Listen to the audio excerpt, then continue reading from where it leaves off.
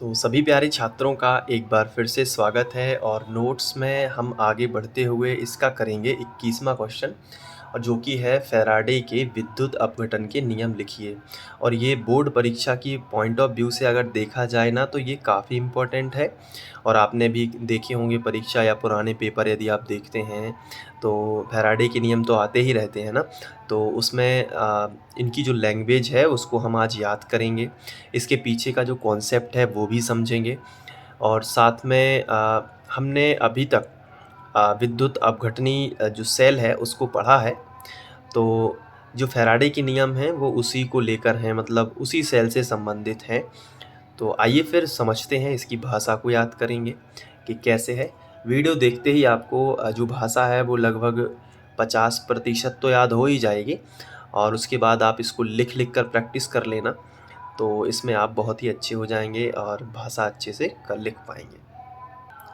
तो सबसे पहले तो क्लियर करेंगे कि जो फैराडे हैं वो एक वैज्ञानिक का नाम है और फैराडे ने जो नियम दिया है वो किताबों में बताया गया है कि सन 1832 और कई किताबें 33 भी लिख देती हैं। तो आपको बोर्ड एग्ज़ाम में इन दोनों को मिला के लिखना है 1832 से 33, तो इससे कवर हो जाएगा।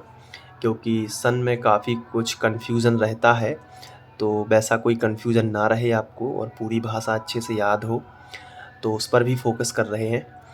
तो 1832 से 33 में इन्होंने जो नियम दिया है, अब क्वेश्चन ये उठता है कि ये जो नियम है ये किस संबंध में है।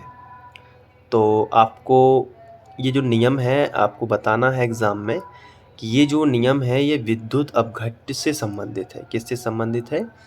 विद्युत अपघट्य। और विद्युत अपघट्य में भी ये किससे संबंधित है? इसके भार से। तो इसका जो भारात्मक ज्ञान है, भार मतलब W यानी वेट, है ना। तो विद्युत अपघट्य के भार से संबंधित ये नियम है और साथ में इसका जो भारात्मक ज्ञान है ये प्रत्येक विद्यार्थी को होना चाहिए। अब हम समझेंगे कि ये नियम कहाँ लगता है, इसके पीछे क्या कॉन्सेप्ट है। तो जो फैराडे ने जो नियम दिया है वो विद्युत अपघट्य का जो भारात्मक ज्ञान है उसी के संबंध में दिया है। कब दिया है? सन 1832 से 33 में। तो आप इसकी इंट्रो जो आउटलाइन है वो तो याद आराम से कर पाओगे कि नहीं कर पाओगे? क्या लिखोगे?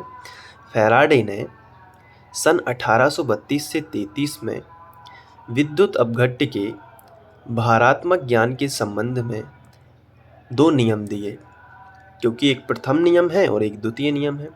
तो आपको लिखना है दो नियम दिए जिन्हें फैराडे के विद्युत अपघटन के नियम कहते हैं। फैराडे के विद्युत अपघटन के नियम कहते हैं। हो गया याद कि नहीं हुआ? बिल्कुल हो जाएगा, अभी बार बार रिवीजन करेंगे थोड़ी देर बाद। अब देखो, आपने जो देखा होगा विद्युत अपघटनी सेल, है ना, विद्युत अपघटनी सेल जो कि हमने अभी पढ़ा हुआ है, आप देख सकते हैं प्लेलिस्ट में जाके, और प्लेलिस्ट तो बनी ही हुई है, आपको अच्छे से पता है। तो उसमें जो विद्युत अपघटनी सेल होता है वो क्या रहता है उसमें, आपको अच्छे से पता है। उसमें एक कुचालक जो पदार्थ होता है उसका एक पात्र होता है, तो कुछ इस तरीके से रहता है। अब इसके अंदर कोई भी एक विद्युत अपघट्य हम लेते हैं और विद्युत अपघट्य लेने के बाद इसमें हम दो इलेक्ट्रोड डुबोते हैं। दोनों इलेक्ट्रोड चालक पदार्थ के होते हैं। अब इन दोनों इलेक्ट्रोडों को चालक तार के माध्यम से हम एक बैटरी से जोड़ते हैं जो कि गैल्वेनिक सेल ही होता है, इस तरीके से। अब बैटरी में प्लस और माइनस भी होता है, आपको अच्छे से पता है। तो यहाँ से प्लस से माइनस की ओर ऐसे करंट बहेगी। तो फैराडे ने यही बताया। फैराडे ने पता है क्या बताया यहाँ पे? एक दो चीज़ें हैं जो आपको समझनी पड़ेंगी। सबसे पहले तो ये कोई विद्युत अपघट्य होता है तो वो अपने आयनों में वियोजित होता है, मतलब प्लस, और दूसरा होता है माइनस। ऐसे आयन्स बनते हैं तो इसमें ढेर सारे माइनस होंगे और वैसे ही क्या होते हैं? प्लस होते हैं। ये देखो यहाँ पे ऐसे समझो, प्लस और माइनस दोनों विलयन के अंदर होते हैं। तो जब करंट आएगी इसमें तो ये बन जाता है पूरा का पूरा, जैसे कि आपने पढ़ा होगा, ये बन जाता है एनोड। क्योंकि ये बैटरी के धन सिरे से जुड़ा हुआ है तो ये पूरा प्लस प्लस हो जाता है। और इसी तरीके से ये बैटरी के ऋण सिरे से जुड़ा है ये वाला इलेक्ट्रोड, तो ये माइनस माइनस हो जाएगा। तो प्लस वाला किसको अट्रैक्ट करेगा? माइनस को ना। तो ये सारे यहाँ पे विद्युत अपघट्ट माइनस इसके पास आते जाएंगे, तो सारे माइनस इस पे पास आ जाएंगे। तो ये इलेक्ट्रोड पर ये पदार्थ आ रहा है।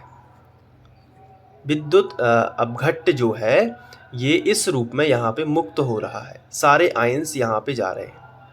जैसे ये NaCl होता ना, तो Na प्लस और Cl माइनस हो जाता, तो Cl माइनस यानी क्लोरीन एक पदार्थ है जो कि यहाँ पे मुक्त हो रहा है। तो फैराडे कहते हैं कि मुक्त होने वाले जो पदार्थ की मात्रा है वो विलयन में प्रवाहित विद्युत धारा के समानुपाती होगी। जो विलयन में विद्युत धारा दे रहे हैं ना उसके समानुपाती। तो आवेश भी लिख सकते हैं इस तरीके से, W समानुपाती Q, क्योंकि I into T that is equal Q है ना यहाँ पे। तो वही चीज है। अब इसको समझो पहले, जितनी ज़्यादा धारा होगी उतनी जल्दी जल्दी इस पे इलेक्ट्रोड पे दूसरा पदार्थ जमा होता जाएगा, यानी कि माइनस माइनस उतनी जल्दी जल्दी आएंगे, इसमें प्लस प्लस उतनी जल्दी जल्दी आएंगे। तो किसके समानुपाती है? इलेक्ट्रोड पर मुक्त होने वाले पदार्थ की मात्रा उस विलयन में प्रवाहित आवेश या विलयन में प्रवाहित विद्युत धारा के आवेश और विद्युत धारा को एक ही टर्म में लो, अभी एक ही चीज है। तो W समानुपाती Q ये फैराडे का प्रथम नियम है। कौन सा नियम है? प्रथम नियम। इस नियम में वो क्या कहते हैं कि किसी इलेक्ट्रोड पर मुक्त होने वाले पदार्थ की मात्रा यानी कि W, ये W क्या है?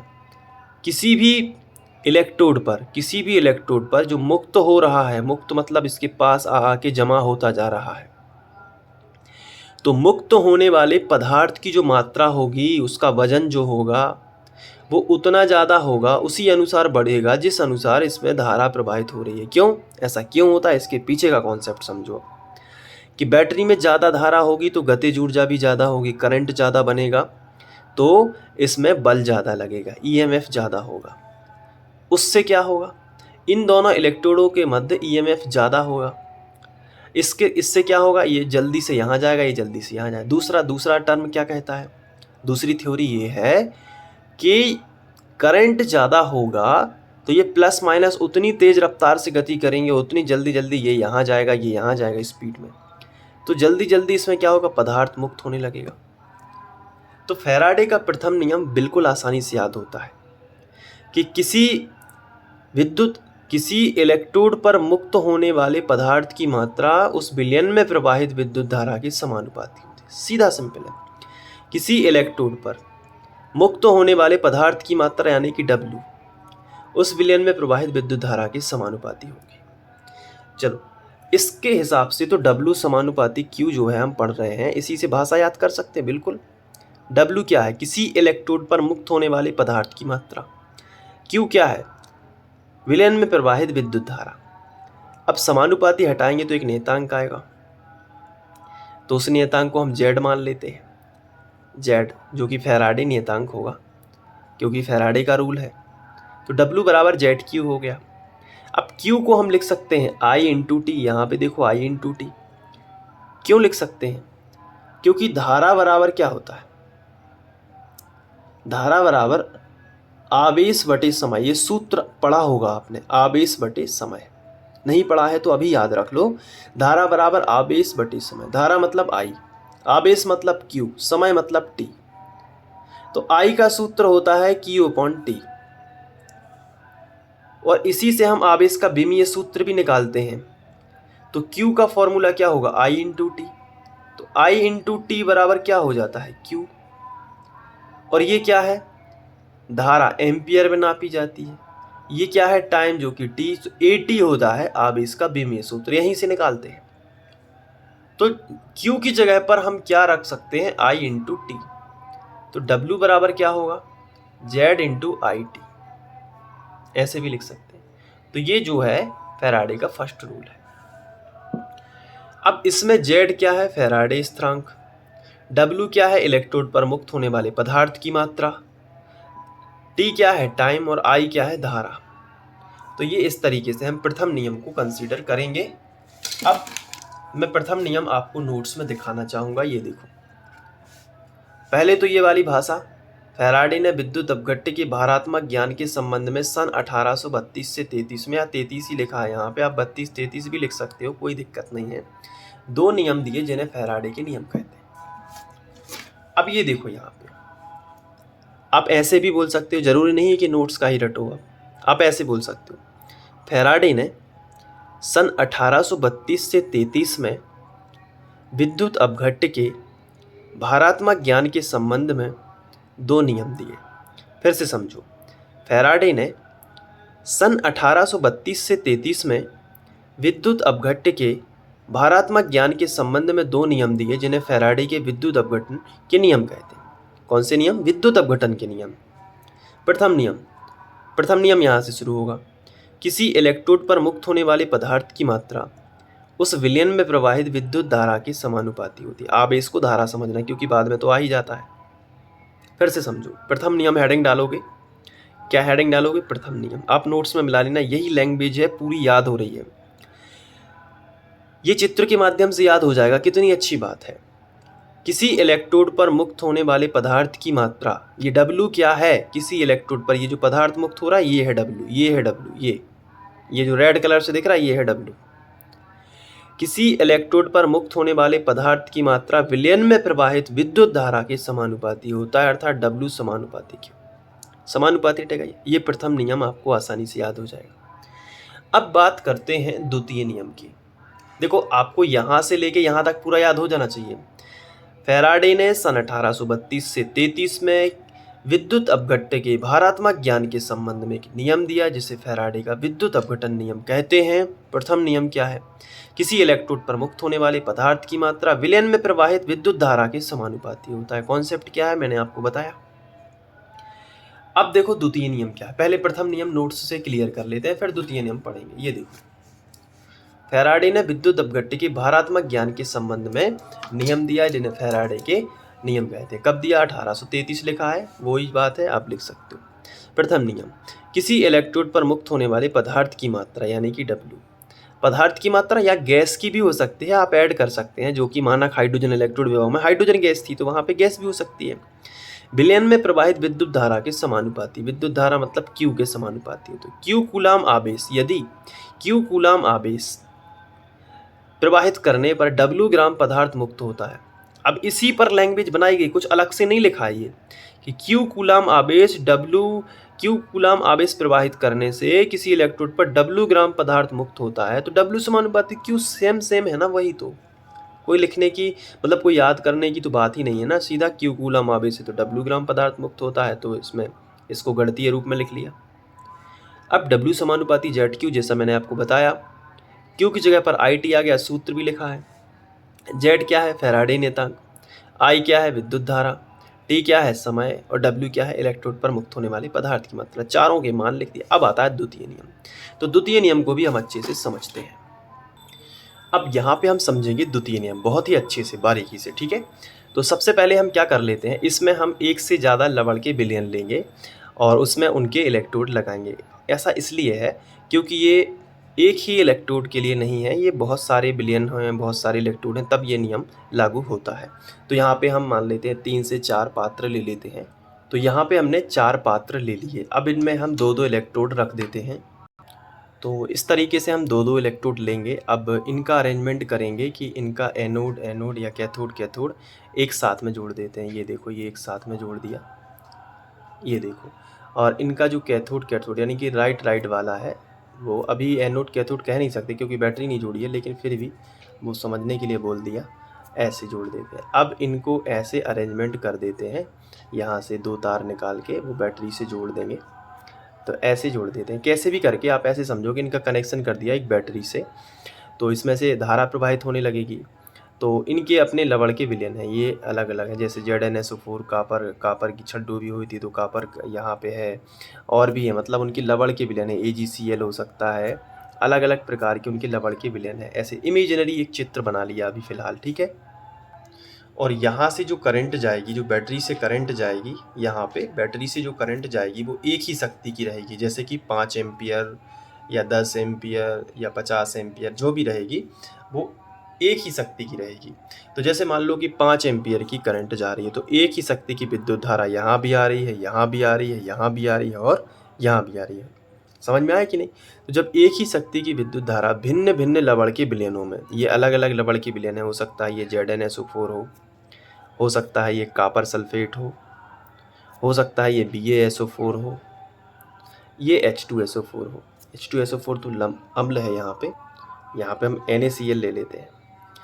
तो जब एक ही शक्ति की विद्युत धारा भिन्न भिन्न लवण के विलयनों में से प्रवाहित की जाती है, याद हुआ कि नहीं? जब एक ही शक्ति की विद्युत धारा भिन्न भिन्न लवण के विलयनों में से प्रवाहित की जाती है, तब प्रत्येक इलेक्ट्रोड पर या विभिन्न इलेक्ट्रोडों पर, ये देखो ये अलग अलग इलेक्ट्रोड है ना, तो विभिन्न इलेक्ट्रोडों पर जो मुक्त होने वाले पदार्थ की मात्रा होगी वो उनके तुल्यांकी भार होंगे। तुल्यांकी मतलब ये पूरा भार पानी सहित, मतलब एक होता है कि ZnSO4 पाउडर के रूप में था, इस विलयन में मिलाया, तो पाउडर के रूप में जो था वो नहीं, पानी में मिलाने के बाद जो टोटल भार बनेगा उसे हम तुल्यांकी भार कहेंगे, जो इक्वस फॉर्म में होता है, जो पानी के साथ होगा, इसमें भी इसमें भी इसमें भी। तो मुक्त होने वाले पदार्थ की मात्रा होगी W और तुल्यांकी भार को हम मान लेते हैं E। तो जैसे मान लो पहला पदार्थ मुक्त हुआ तो हम ऐसे बोल सकते हैं कि W1, इसको W1 मान लो, यहाँ पे भी W पदार्थ मुक्त होगा और उसका तुल्यांकी भार होगा, तो इसका मान लो W1 और E1, इस दूसरे विलयन का मान लो W2 और इसको मान लो U2, इस तरीके से E2, फिर W3, E3, W4, E4 ऐसे हो जाएगा। तो वो ये है कि इसका तुल्यांकी भार E1 और इसका इसी इलेक्ट्रोड पर मुक्त होने वाले पदार्थ की मात्रा उसी विलयन के तुल्यांकी भार, यानी उसी जो लवण का विलयन है उसी के समानुपाती होगा, यानी W1 समानुपाती E1। तो देखो आप यहाँ पे हो जाएगा W2 समानुपाती E2। ऐसा नहीं होगा कि W1 इस E2 के बराबर हो जाए, 1 2 के बराबर नहीं होगा, 1 1 के बराबर या 1 1 के समानुपाती, 2 2 के समानुपाती।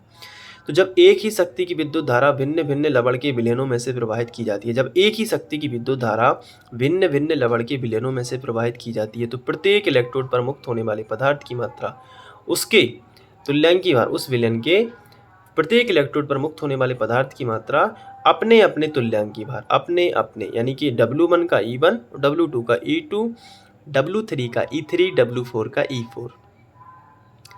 तो जब एक ही शक्ति की विद्युत धारा भिन्न भिन्न लवण के विलयनों में से प्रवाहित की जाती है, तो प्रत्येक इलेक्ट्रोड पर मुक्त होने वाले पदार्थ की मात्रा अपने अपने तुल्यांकी भारों के समानुपाती होती है। तो W1 समानुपाती E1, तो W1 समानुपाती हटेगा तो एक नियतांक ले लेते हैं K और आ जाएगा E1, इसको बना देते हैं समीकरण 1। इसी तरीके से इसका भी समानुपाती हटा देंगे तो यहाँ पे क्या आएगा, W2 बराबर समानुपाती हटेगा तो बराबर एक नियतांक आ जाएगा K और यहाँ पे आ जाएगा E2, इसको बना देते हैं।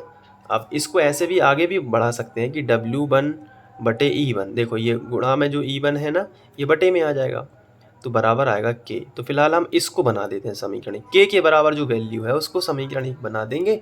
यहाँ पे भी हम इस E2 को बटे में ले आएंगे, तो W2 बटे E2 बराबर क्या आएगा K, और यहाँ पे समीकरण 2।